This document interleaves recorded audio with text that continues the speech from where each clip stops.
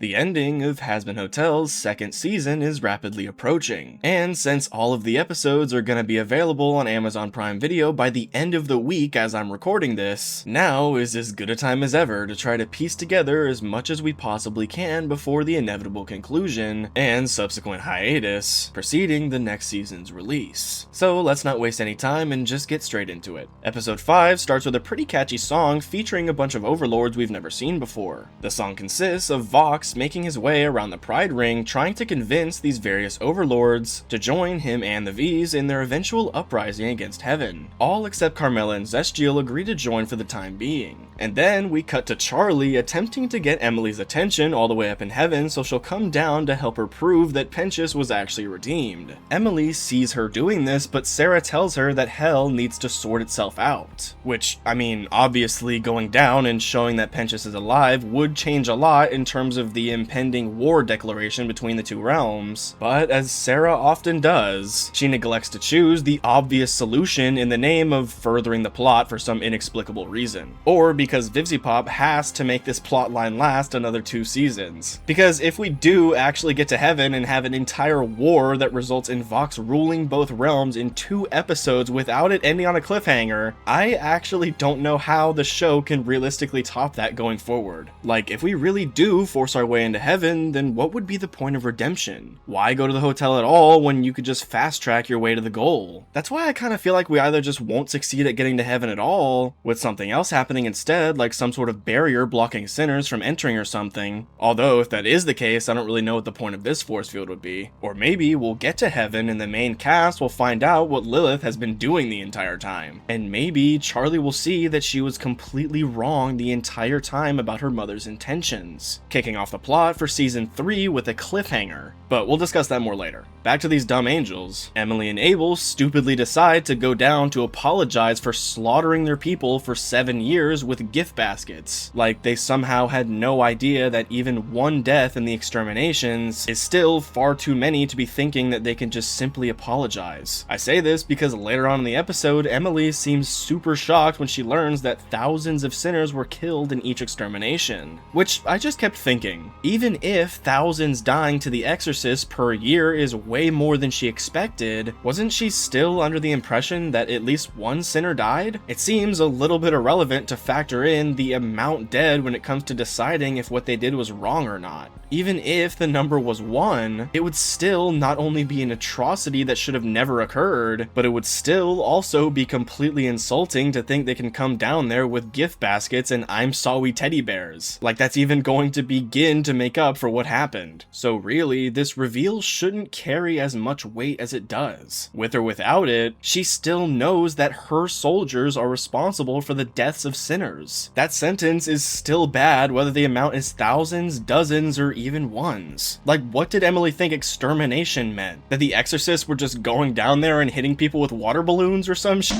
Like, genuinely, what goes on in her head? And also, one more thing. Emily states in the meeting prior to them coming and seeing Charlie that she is actually ranked just as highly as Sarah. This came as a big surprise to me because Emily always treats Sarah as her superior. But if they're both on the same level, then why in the hell can't Emily ever exert more authority among Heaven? Like, why can't she just say F you and snap open a portal to let Penchus see his friends? Like, what's the actual logical explanation for why she can't do that? Because quite literally all of our problems would be solved in a snake's heartbeat if she were to do this. It just makes 0 sense why she doesn't. And it's one of the many situations in the series where you're kind of expected to just suspend disbelief and not ask any questions. But this one thing in particular is so major, it just keeps nagging the back of your head the entire time you watch it, to the point where it makes it genuinely hard not to get pulled out of the immersion, especially when Charlie literally asks Emily point blank right to her face to tell the people of hell that Penchus is alive. But ultimately, for some reason unknown to man, they just never bring this up again a single time during the crucial moment when they definitely should have. Presumably because some guy with a monitor for a head that they, by the way, had no idea existed until just now, spooked them them so bad that they apparently forgot the one thing Charlie asked them to do that would have solved literally everything. It just keeps adding on to the list of things that make the Angels not very well written characters in my opinion. There are just far too many instances of blatant incompetence on their part. But anyway, before things go south and Vox declares literal war, we get a scene with him, Alastor, and Valentino, which begins to clarify a little bit one of the reasons Alastor let himself get captured. It seems like he's trying to cause drama and turn the other Vees against Vox, by making him pretend that he doesn't value them as partners, and that they're only there because they listen to everything Vox says, rather than them just genuinely wanting to be around him. What Alastor is really doing is adding fuel to the fire that Vox is already starting. At every single turn, Vox is continuously putting himself above his team members. For instance, in the most recent upload VisiPop has on her channel, Vox has a survey question that asks what member of the Vees is the viewer's favorite, and he seems to have listed himself twice. I mean, if that doesn't scream, I'm the only one that matters, I don't know what does. So, it's becoming increasingly obvious that the Vees are likely to betray Vox, or at least they'll have some sort of internal conflict with him that may result in them breaking up, so to speak. As for what Alastor's plan is after that, I'm almost certain the deal he made with Charlie will come into play at some point here, with him potentially having her fix his staff. Or, more interestingly, since Lucifer is presumably about to be nabbed up as well for Vox's power source, him and Alastor could totally work together to stop Vox in some way. I'm sure the fans would love to see a team up between the two characters, but there's really no way to know for sure. Really anything involving Lucifer is in a gray area now, because we have absolutely no idea what his limitations are anymore. We know he can't hurt sinners, but how far exactly does that go? Can he give his power to someone else who actually can harm sinners? Because if so, I could totally see a really cool moment between him and Alastor where he has all of the powers of Lucifer with none of the limitations. But to be honest, I kind of wish they just didn't nerf Lucifer so much. I know this has been somewhat of a common criticism of this episode, but it really just doesn't make any sense why you do this, especially considering the fact that doing so completely nullifies VisiPop's own hierarchy system, which places sinners below Lucifer.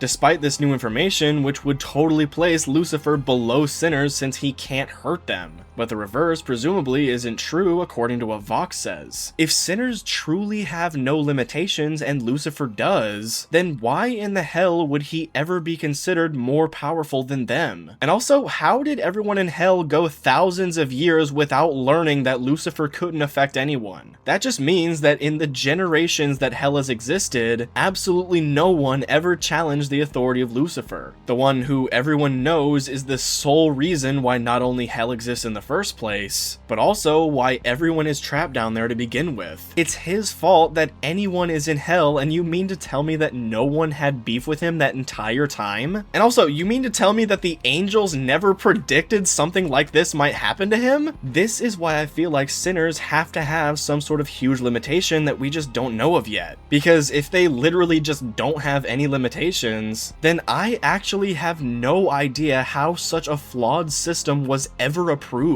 Unless it's just more proof added onto the list as to how stupid these angels are. Because if they genuinely think that trapping one of the most powerful of their kind with no defenses in a place with the most evil Earth has to offer is a good idea, then maybe they deserve the massive heaven nuke that Vox is probably making. Because that is an astronomical slip up on their part. Like, I would argue it's even so bad that it's worse than Lucifer's initial slip up that got hell created in the first place. But to be honest, if you want my real prediction for how I think this season will end, I actually have a strong feeling that Baxter is going to play a much bigger role than he has thus far. We do know, as revealed in episode 2 of this season, that Baxter straight up works for VoxTech. And if we just simply go off of the last time the main crew had a connection to Vox, then we can quickly begin to realize just how risky this is. And not to mention, he showed up literal days before Vox does, and he just so happened to previously work with Pensius. who, as we remember, Vox also hired as a spy before he eventually joined Charlie's cause. And since the writers have gone out of their way to not only mention Baxter and Pentious' alliance, but also the fact that Baxter states specifically that he is nothing like Pentious, it could possibly be hinting that if there were an opportunity for Baxter to join the cause, he probably wouldn't take it. But then again, him and Nifty have been growing closer and closer by the season, so who knows. Baxter has always stood out, at least to me, as a very odd addition to the cast ever since he was revealed quite some time ago. And this is actually one of the reasons I feel like Baxter will play a more crucial role than initially think. If this show is following a one-person redeemed per season rule like I'm thinking it does, Baxter could be a really good candidate for this season, especially with how well him and Nifty are getting along. I could totally see it following a similar path that Pentious' redemption followed. What if Nifty gets targeted by Loot for what she did to Adam? Then in response, Baxter has to step in and help, potentially getting himself killed. I know the fanbase really wants to see Angel Dust get redeemed this season, and I'll admit it really does seem like they're setting it up for him to be the one. So I also wouldn't be too surprised if that ended up being the case. But very few people predicted that Pentious would get redeemed, and Baxter seems to be following a similar-ish path, so you never know. But if you were to ask me how I think this season will end, I actually have a feeling we may not even get to heaven at all. To be honest, I can't really see a world where sinners just have absolutely no limits when it comes to invading the one place that fate is supposedly keeping them out of. So what you mean to tell me is that sinners can't even leave the Pride Ring because of some invisible force, but they can infiltrate heaven and completely take it over? Something tells me it's not even close to being that simple. But anyway, those are my thoughts. If you agree with anything I said in today's video, make sure to subscribe for more content. And while you're down there, why not leave a comment and let me know what you think is going to happen in the finale. I actually have a much longer video coming after the season ends, covering the entire Helliverse timeline all the way from start to now. So if you don't want to miss that, make sure to hit the bell so you know when it comes out. Alright guys, that's going to be it from me. I love every single one of you with all my heart. Thank you so much for watching, and I'll see you next time.